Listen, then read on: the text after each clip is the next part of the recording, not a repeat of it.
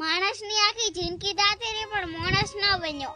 જન્મો એટલે મા બાપનો છોકરો બન્યો. પછી મુમાની ઘરે જો એટલે ભણેજ બન્યો. પાછા ઘરે આયા એટલે હતા ઈ મોટા છાને ભણવા મેચ્યા એટલે નેહાળીઓ બન્યા.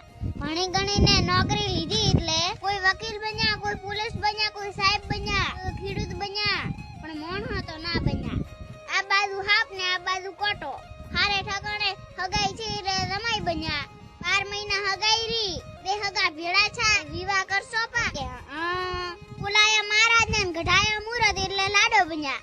બેણાઈન ઘરે લાયા ને 2-3 છોકરા છે એટલે બાપો બન્યા. વરે છોકરા મોટા છે, હારે ઠકાણે હગાઈ કરી તો વેવાઈ છા. વરે છોકરો બેણાઈન ઘરે લાયો, ઘરમાં વહુ આવી તો હારો બન્યા.